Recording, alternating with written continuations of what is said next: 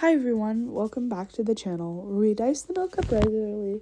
We're talking about niche internet communities, general internet stuff, art, and anything as I please, because this is my channel and I am the one welcoming you to it.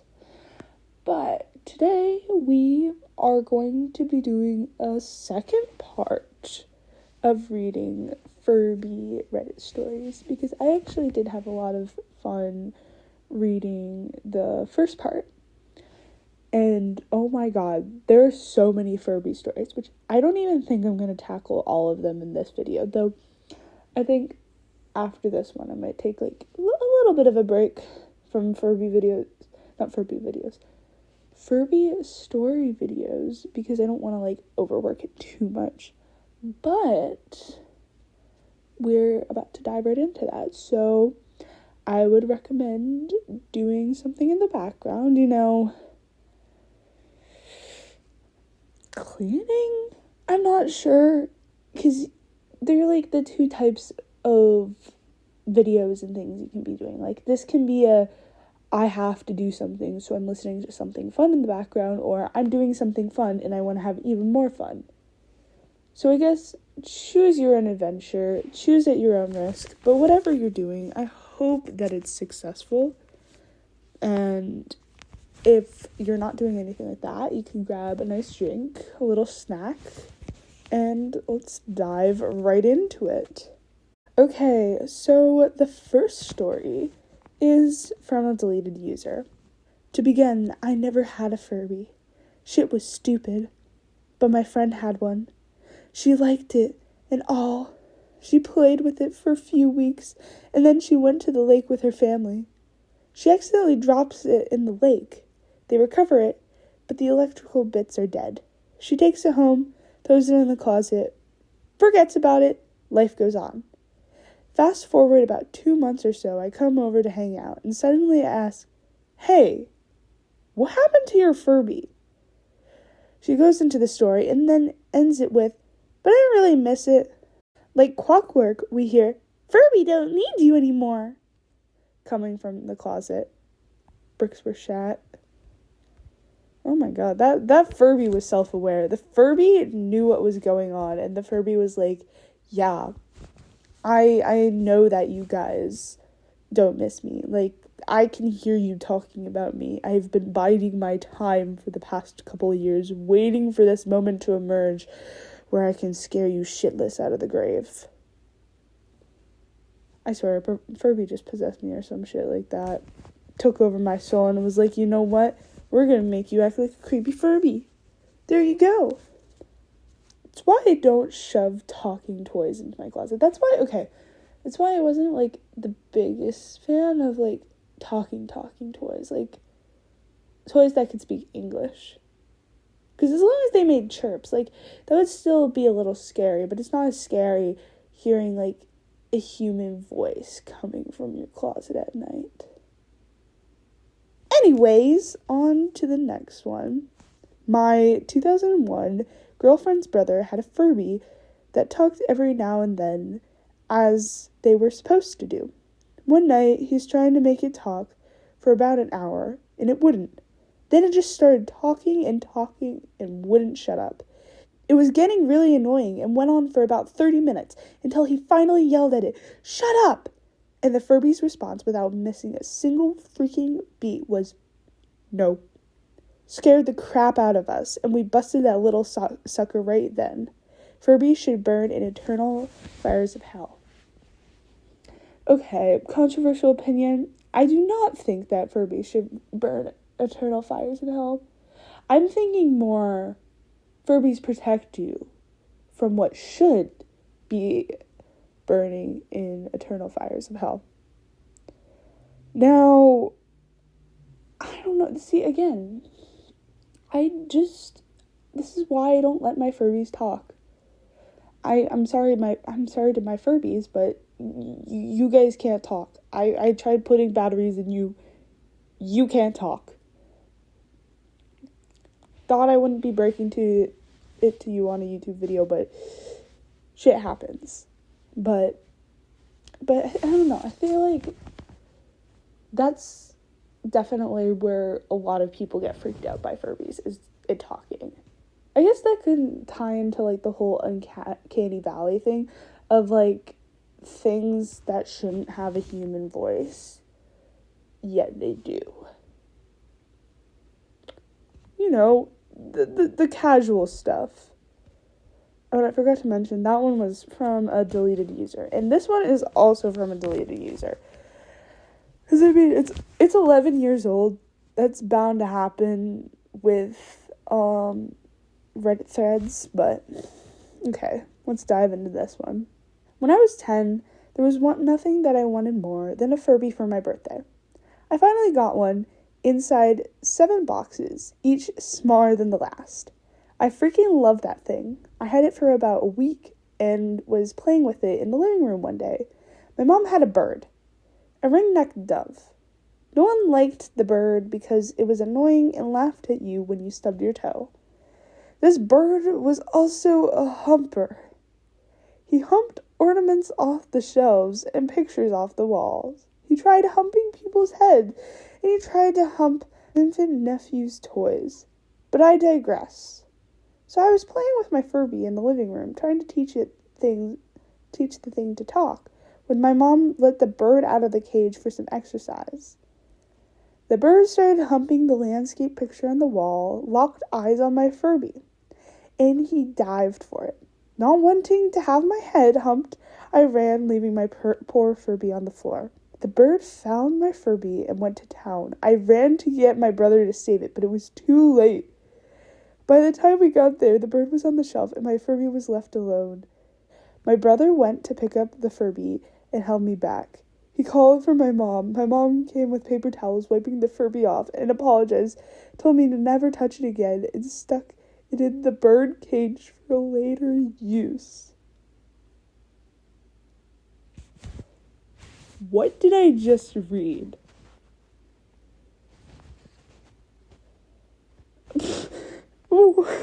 What did I just read?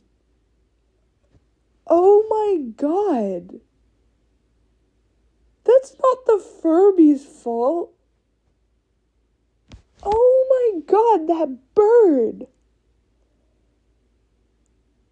Oh my god. Oh, I genuinely don't have any words that I can say besides what? What?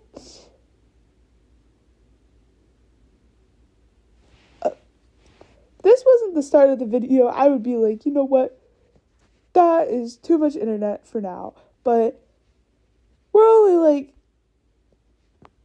two stories in. Like, we're only 9 minutes into the video. Oh, okay. Okay, then. Let's try to move past that one. Okay, I swear, if I get another one like that, I'm gonna do what Quite would normally do and be like, well, this is where I end the video now. So, yeah, we'll see. As I mentioned in the video before this, I do not like to read, I like skim them, but I don't like to read the stories to keep it, my reactions pretty genuine. And if, a story is super bad, I can just edit it out. But, okay. On to the next one. This one is from Not Another Loner. When I was about 6, I got a Furby for my birthday. In my infant school, we were allowed to bring in a few birthday presents into assembly to show everyone when they called us up onto the stage to say happy birthday. I was sat in the front row, waiting to be called up when my Furby started talking. A teacher called me out and gave me a blanket to put on top of it, to make it go to sleep or whatever it did when it was dark. As I walked back to my seat in the assembly, I tripped on the blanket in front of 1,000+ kids and cried my eyes out. It was horrible. I blamed the Furby for ruining my birthday by getting laughed at, and I believe somehow made me fall over. I put that thing in a cupboard and left it there. Yeah, that's just kids being mean. That's an example of elementary school kids just being ruthless. And the Furby is just kind of sitting there. Like, the Furby was supposed to be your emotional support. And you're just like, you know what, Furby? You're getting all the blame. You have this supernatural force causing me to trip, even though it's just a blanket. But, oh my god. It reminds me how brutal kids can be. Like, they sometimes do not have any filters, or they just don't think. I mean, some adults wouldn't be any better, but at least a couple of them, like, maybe a handful more, I think, before they act. Just generalizations, but still, children, am I right? God. Okay, on to the next one. Oh, it's another deleted user. We're in, like, the land of deleted users right now. Oh man, old dusty memories. In high school, I somehow got a stack of Furbies for free. We had like 4 or 5. They got divided up between my friends who were there, and I chose to set mine on fire. This doesn't sound that interesting, but it was really fucking disturbing. At first, it wasn't that weird, but then it got really creepy. I kept sticking my finger into the mouth so it would go yum and such, and then eventually just letting it burn. Then it started thrashing around and making pretty disturbing noises, which you can't hear that well in the video, as if it was in pain. It thrashed and thrashed until it finally gave up. And then I thought about that little Furby rocking back and forth going, "Oh my god, I'm on fire. What the fuck? Make it stop for a while." And so many jokes were made. Edit. Another comment reminded me, it was making that screeching sound they made when they fall. You just can't hear it. So it's thrashing around and screaming while on fire. Yeah. Well, you set it on the Furby was set on fire. Like, oh yes. My reaction when I'm set on fire is to just sit there and be like, you know what? The fire's taking me now. I chose this way of life. Oh my god. Poor Furby. Bro's out here torturing this poor little Furby. Oh my god. People really do not like Furbies. Genuinely. I understand they can be a little creepy, but they go out of their way to harm these Furbies. Like, let them rest peacefully. Give them to someone who likes Furbies. I can give Furbies a nice home. I bet some of my viewers can give Furbies a nice home. Like, I mean, since you clicked on this video, you either are on the side you hate Furbies or love Furbies. People who hate Furbies just exchange with the people who love, and boom, problem solved. There you go. I solved Furby world peace. Just like that. Oh my god. And to videotape it too and just be like, yeah, you know what? Actually, I guess that could be an art piece. But be like, oh yeah, here's a burning Furby. Like, okay. I understand the thought process, but at the same time, huh? Okay, here's the next one. This one is from, the user fisting your mom. Good job, Reddit. This wasn't so horrifying for me, but for my grandmother. I was born in Romania, but grew up in Philadelphia. My family and I went back to visit one year and brought my Furby along. Now, being from a very small Romanian village, my grandmother had no exposure to creepy talking toys like Furbies and didn't know anything like that existed. So we arrived at my grandmother's house, and I unpacked my belongings and placed my Furby on the end of a table in the bedroom. Later in the day, My grandmother goes into the bedroom to put some towels and linens for us, and we hear her scream in pure terror. Every one of us runs down to find her terrified because the Furby had woken up and spoken to her. She had no idea it was a toy. She was utterly terrified and confused. My dad calmed her down by explaining what it was to her. My dad then removed the batteries and put the Furby back in the suitcase and told me I couldn't take it out of the suitcase until we got back to Philadelphia. Okay, I can see that perspective of never seeing, like, a Furby in your life, and then just you walk in on, like, one talking to you. Because, yeah, just no Furby exposure. Like, you gotta, like, you gotta give yourself time to acclimate to the Furby and be like, okay, this is the Furby. This is what Furbies do. Here's the Furby talking. Here's a Furby talking to me.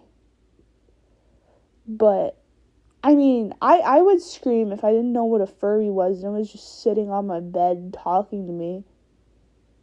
I mean, anything that's not supposed to be on your bed talking to you is not, people just, they don't like that kind of stuff.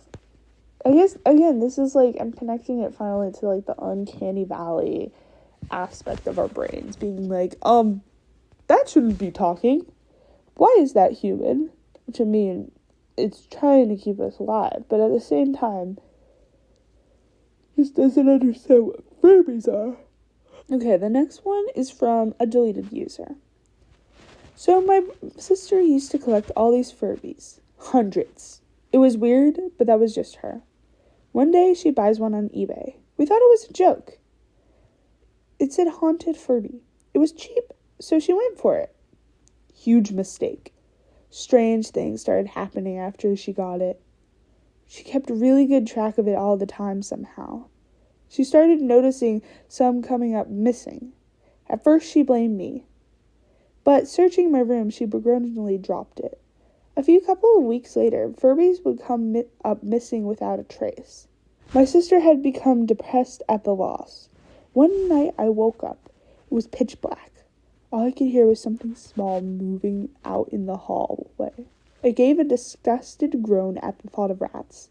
I got on my bed and I grabbed my hockey stick. I felt the way to the door, and as I pulled it open, I hear, "Doobie, doobie."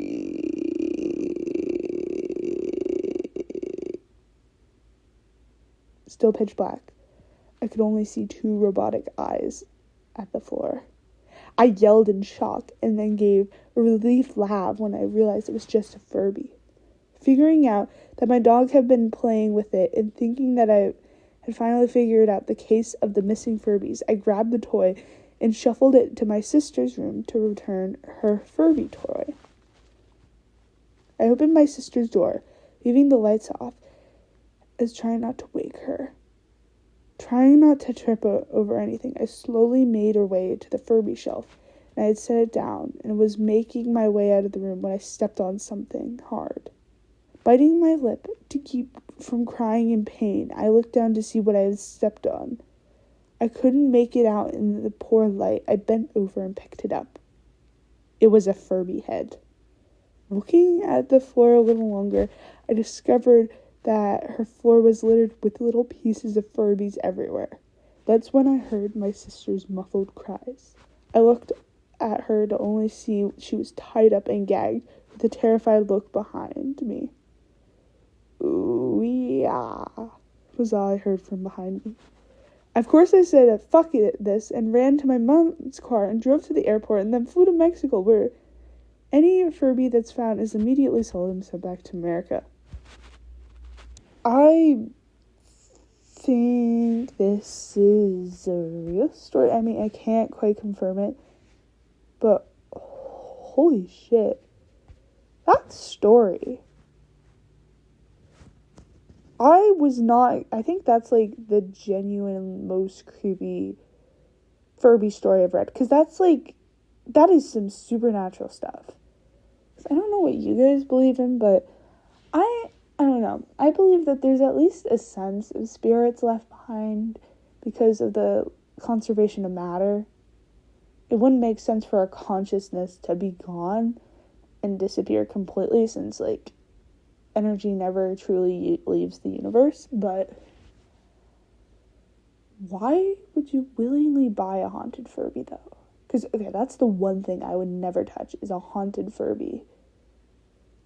Because that thing has its own autonomy. It needs to go do what it wants to do. I am not going to hold that little Furby back. I'm going to be like, yo, Furby, I'll give you $20. Go live your little life. Okay? Go do what you want. But walking in and just finding Furby parts everywhere, like, that Furby was seeking that Furby was on a mission, like, seeking revenge. Like, I'm just picturing a room littered with Furby parts. It's so creepy that I just can't stop thinking about it. And you know what? There's like a 50% chance tonight I'm going to wake up and I'm going to start screaming about Furbies and be like, Furby parts! And then someone's going to run into my room and be like, what the hell are you doing? But that's why photosynthesis guards me, because I know that photosynthesis could defeat a demon Furby, a possessed Furby, but also I do not want to try those odds. I am good. I do not want to learn from any experiences surrounding that. But I think that's a good place to end the video surrounding reading the story. So we're gonna wrap it up with a outro right here. Okay, thank you everybody for watching this video. Oh my god, that last story really got me. I mean, I tried to make it creepy, but I think I creeped myself out a little bit too much. I'd like to say thank you for 100 subscribers. Well, technically, I think 102 at the moment, but still, 100 subscribers. I think the last time I was, like, recording my video, like, a week ago, it was, like, at 75. Like, holy shit, that's insane. Again, thank you guys for all the support, because this really means a lot to me. Because I view it as me just making my silly little videos. Like, I've just been sitting on the couch for the past 25 minutes and just talking to myself through my earbuds and my Memos app. There's nothing fancy going on, but I do actually hope in the future that once I, like, can get monetization and stuff like that, like, all of that money is going back towards the channel, like, to actually get a real camera and I think I would probably get a tripod first, so I can actually film, like, art videos and do drawings and stuff, because that's when I want to do, like, a nice mix of stuff like that. But, so, there are exciting things to come on the horizon. But I'm lucky to be here in this moment right now. And again, thank you so much for all the support. Like, it's insane, genuinely. Because when I first thought, like, I'm gonna start a YouTube channel, I was like, you know what? I don't know what's gonna happen with this. But, like, what's the worst that could happen? People don't see the video? Okay. Then it's just there. But y'all are really loving the sketchbook videos, which actually, exciting news, I think I mentioned this last time, but I am predicted to finish my most recent sketchbook by the end of March, so be expecting another sketchbook video in April, though I think this one is truly going to be the longest one yet, because it's 120 pages of art, and I've worked on it for about 3 months, which honestly is insane, because normally it would take me like 9 months to finish that much art. But anyways, I could ramble on about art for hours, as you can tell, because this is my channel. But and thank you for watching the video. Make sure to subscribe, hit that like button. Comment your thought on that last Furby video. Like, I am out here dying over it. Like, Yeah, that's all I can say.